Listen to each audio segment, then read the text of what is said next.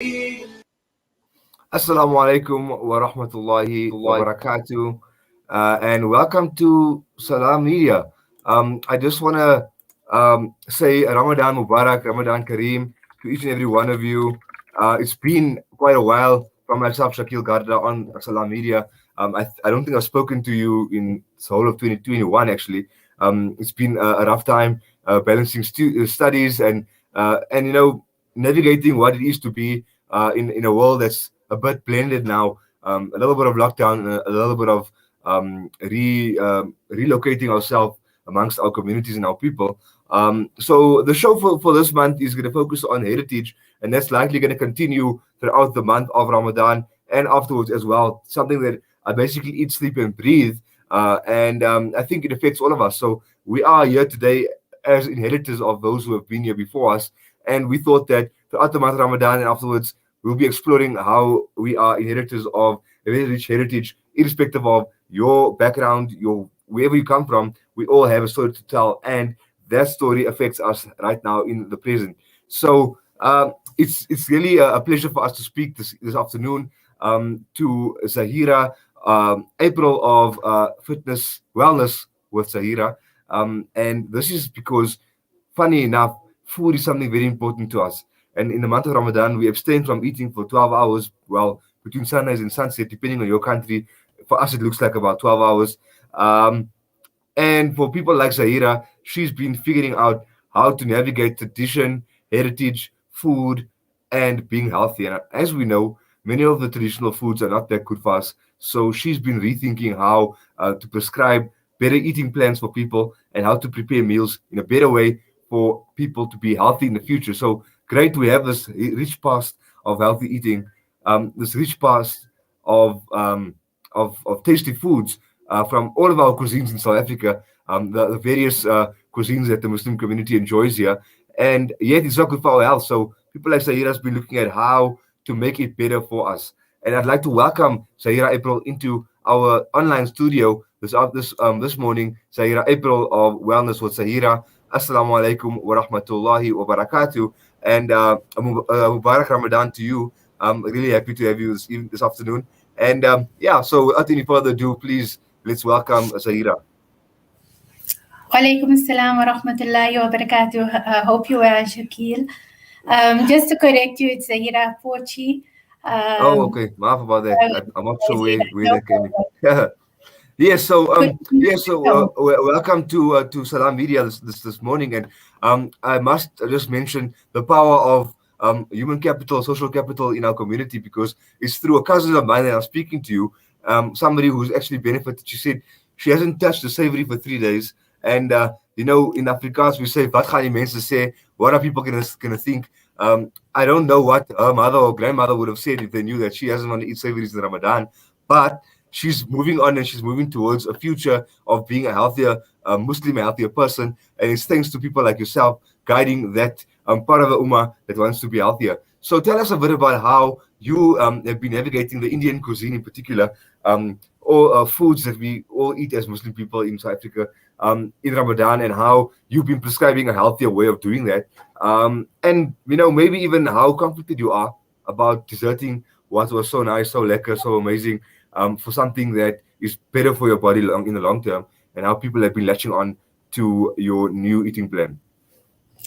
Okay, first and foremost, I must say this is like a dream come true for me because I always wanted to show our Indian people how you can enjoy Ramadan just eating correctly, feeling energized, feeling like you have this whole different view and outlook to Ramadan. I think so much of our time gets invested in preparing savories and stocking up on freezers, etc.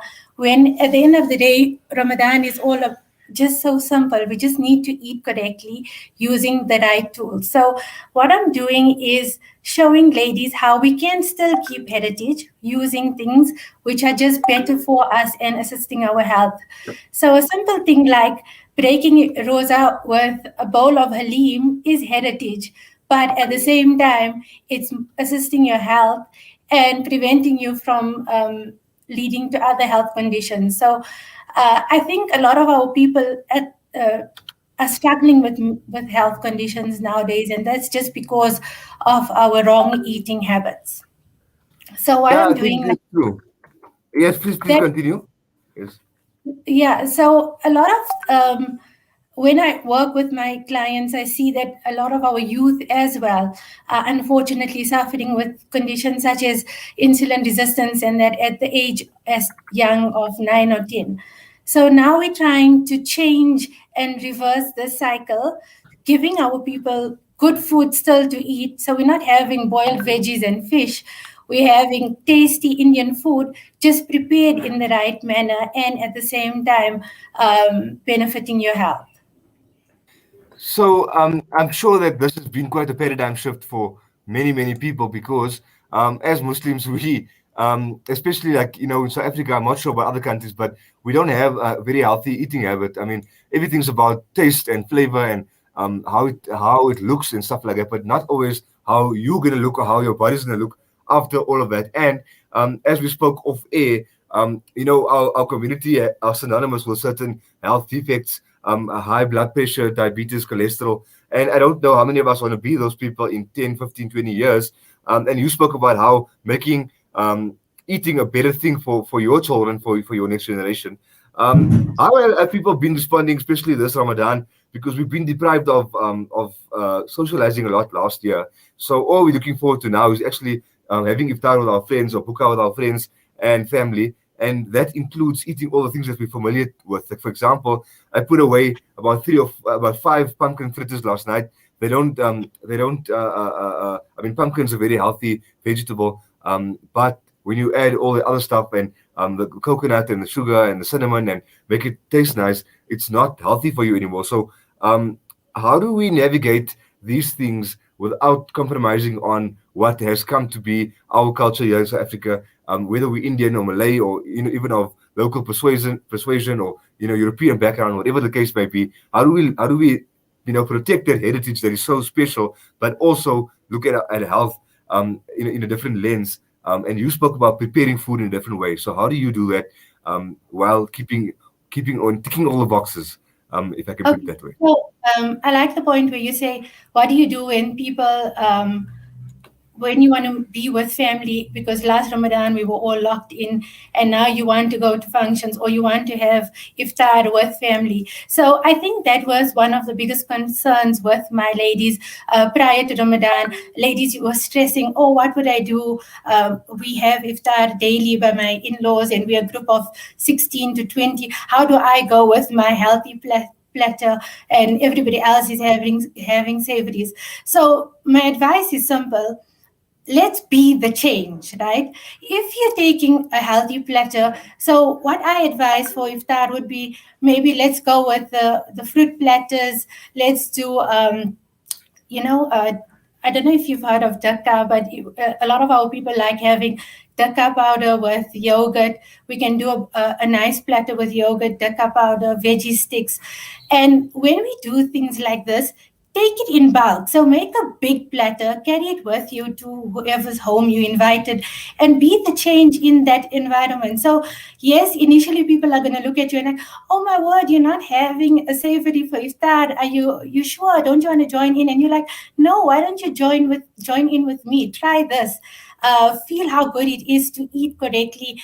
And I think one of our biggest problem is when we break rosa, we feel so fatigued, like absolutely exhausted, like you need to lie down before going for Taraweeh. So I want to show people how, if you eat correctly using tradition, we can also feel energized, and we don't feel this exhaustion and tired feeling after breaking iftar. We have this burst of energy where we can rush to the musalla and read Taraweeh. It's all just about the food you eat at iftar.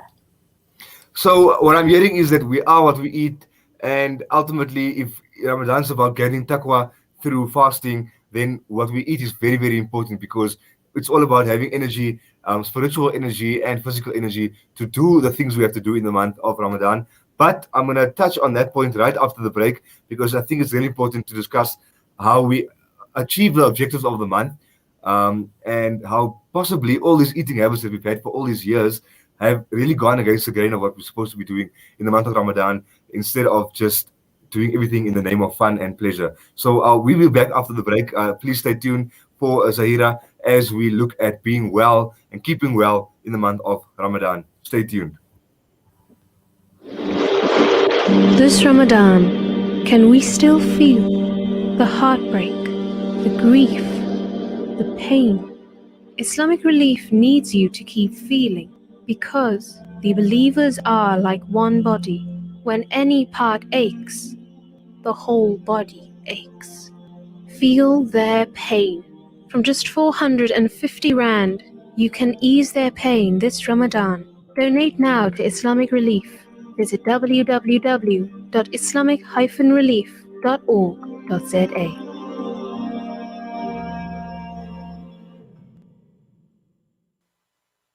Looking to get your kick? Kiki's have now reopened on 235 Matthews Maiwa Road in Durban. Head on over for the Taste with Kick. We offer something scrumptious for everyone in the family. Wraps, chicken tikka, burgers, tender grills, mocktails, milkshakes, and so much more. Corporate and events catering available. Visit our social media pages for more info or call 031 209 0119. Kiki's, the Taste with Kick. Motala Perfumes, one of the biggest perfume manufacturing houses in Africa, with a state-of-the-art manufacturing facility specializing in designing, creating, developing and producing new scents and matching designer fragrances for all our stores, as well as private labeling for individuals and companies across Africa. Visit your nearest Motala Perfumes store or visit our website at www.motalaperfumes.com for more information on creating your own brand. Our efforts continue all through the blessed month of Ramadan. So our aim is to, inshallah, literally save a few lives in whichever little way. Thanks to your support, we have provided thousands of people with staple and nutritious food pack supplies, access to fresh and clean water and education supplies, and so much more. I think it's a lot about the community and our well-wishers. Penny Appeal utilizes your Fitra donations to help make a difference to the lives of some of the most vulnerable and needy families. And for that, every single day, we're really thankful for given the opportunity to serve humanity. We ensure they receive their food packs well ahead of Eid, ensuring that every family we serve benefits from your Fitra contribution. Fidya and or kafara also accepted. Visit www.pennyappeal.org.za or call 031 1100 573. Penny Appeal. Small change, big difference. It's been a household name for years. It's been an important ingredient in South African kitchens, and it's been an affordable, healthy choice for your family. Helios. First our pure sunflower cooking oil, and now introducing Helios margarines and spreads. Following the same traditions and tastes you've grown to love and trust from Helios. Fortified with vitamins A, D, and E, also rich in omega-3 and 6 essential fatty acids for a healthy eating lifestyle. Helios margarine and spreads. Available now at all leading South African supermarkets. Helios margarine. The tradition lives on. Connect and stay ahead with Salam Media. This is Salam Media, coming to you live from South Africa. Assalamu alaikum, and we are back speaking about heritage in Ramadan, particularly about food this afternoon, well, this morning actually, and speaking about how to maintain the energy that we are supposed to have for spiritual acts of ibadah, but the food we're putting in our bodies just isn't the right type of fuel for that type of energy. So Zaheerah from Wellness of Zaheerah speaking to us about how we maintain that energy for Tarawih Salah, for Qiyamul Layl, for other types of ibadah by eating correctly. Ultimately, suddenly at night we have this extra act of ibadah that we're doing that takes up more energy than we usually would use at that time of the night. It's almost like gym as well, with a spiritual element, but the food we're eating isn't pre-workout. It's not working out. It's completely unhealthy. It's faluda. It's fried things. Whatever it is. And so Zaheerah's going to help us navigate how to make what we put in our bodies conducive to what we need to come out of there, which is actually to be strong in Salah that evening after iftar. So, Zaheerah, speak to us about that aspect of Ramadan, please. Okay, Shakeel, with regards to iftar, there's a few simple ways we can go about doing it. Let's go with the better options. So definitely keeping heritage as well. I would say let's break our fast with a nice bowl of halim or a nourishing soup, which would warm you up, something that would give you strength as well. And then we could go with savories, but in a better way. So if you want to keep your heritage and you feel like you must have something savory at iftar, let's go with options like maybe a beef cutlet, which is prepared in the correct way. We go with lean mince, fry it in a little bit of olive oil or air fry it. Those are better options than going with our fried samosas and pies, which are just nothing with nutritional information. I mean nutritional value. I highly recommend breaking fast with a warm cup of badam milk, which could be made the right way as well. So if we take a cup of almond milk and we put our badam milk mixture in that, there's all good in that, and it's good nourishing for your body as well. So yes, you're not losing the whole essence of our heritage with regards to our breaking fast, but at the same time we're eating in the correct manner, just the correct foods. I'm really keen to try this badam milk. It's known by many other names, by kheer, by buber. I'm really keen to try that in a healthier way and see if it actually matches up to the taste, because those are things that we all expect to taste a certain way, and if we deviate from that, it's almost like wrong, haram, evil, if you know what I mean.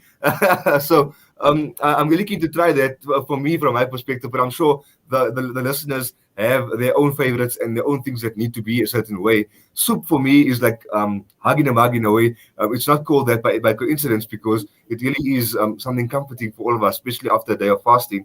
And the vegetables that go in there, there's so many different flavors that you can use to make it exciting and interesting. And I think that we won't be losing out that way. So tell us a bit about how you benefited, or people that have used your program, your work plan, your meal plan and stuff like that, have been able to sustain themselves for longer nights, especially towards the last 10 nights. Maybe they want to do extra acts of ibadah.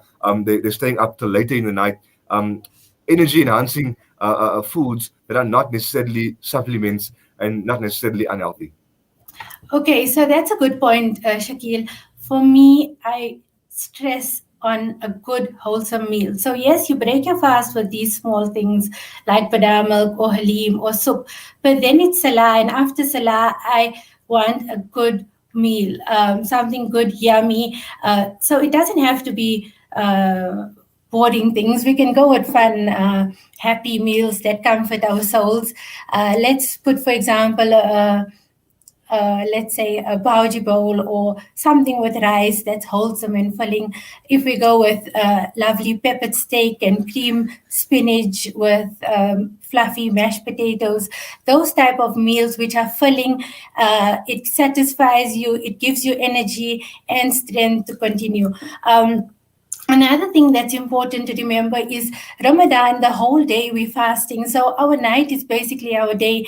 And when I promote eating, even out of Ramadan, for me, it's important that we're eating every 2 to 3 hours. So in Ramadan, from iftar till bedtime, it's not only at iftar that we're eating at iftar, we're eating a good meal after salah, and then after tarawih, another snack as well.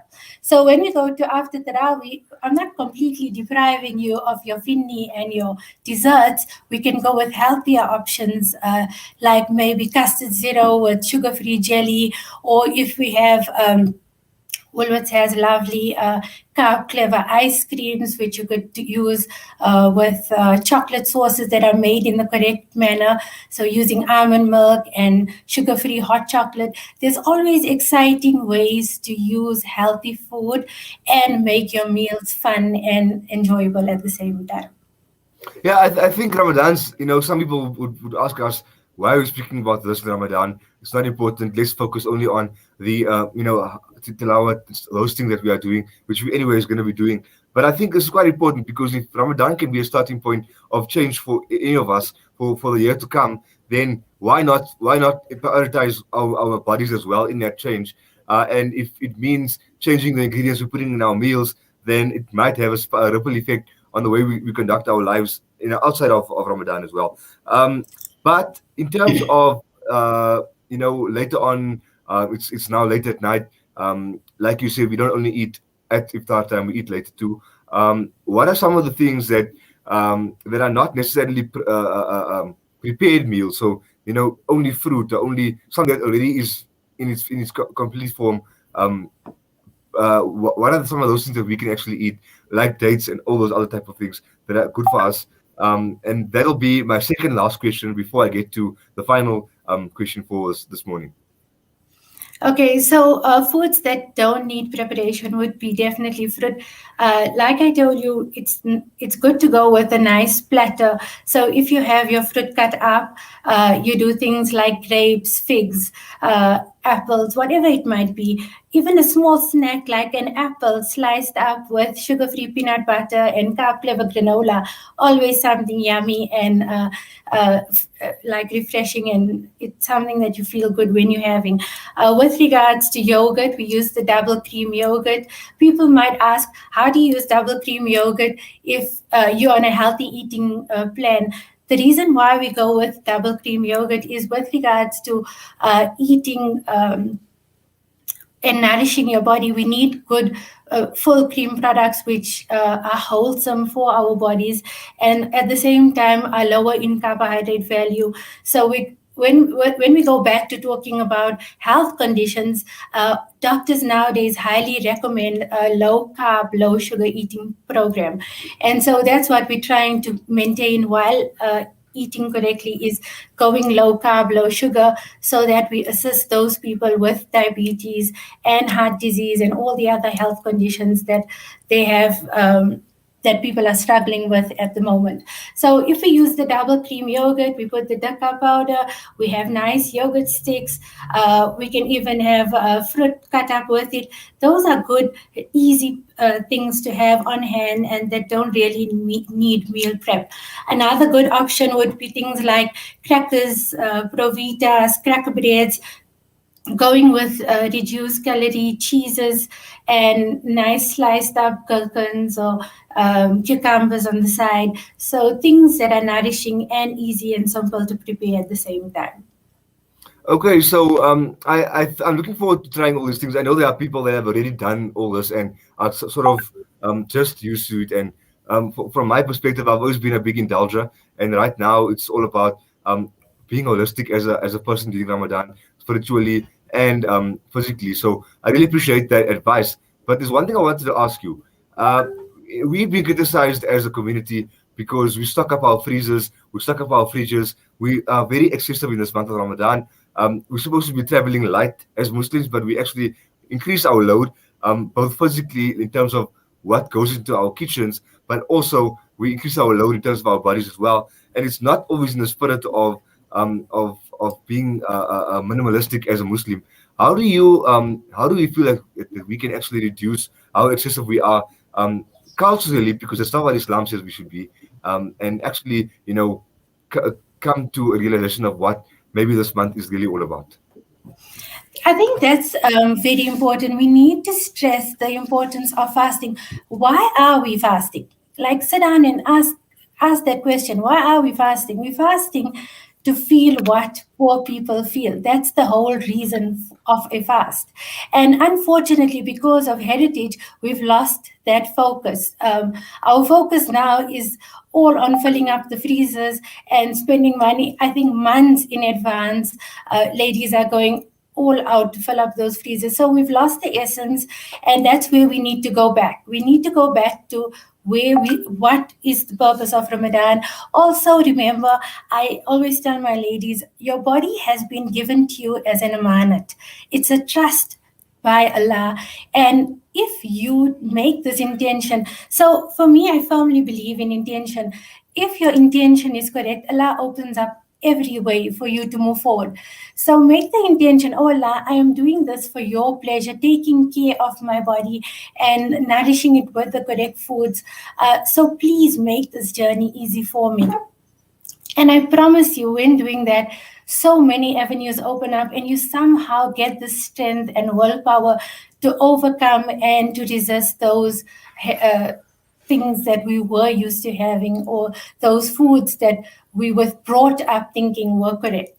Another important thing, Shakeel, is I would say we need to make these changes so that we can reverse the cycle, bring our kids up knowing the right way and showing them what's correct, and inshallah change the future generations, and also have this less Ramadan prep vibe going on that we have at the moment.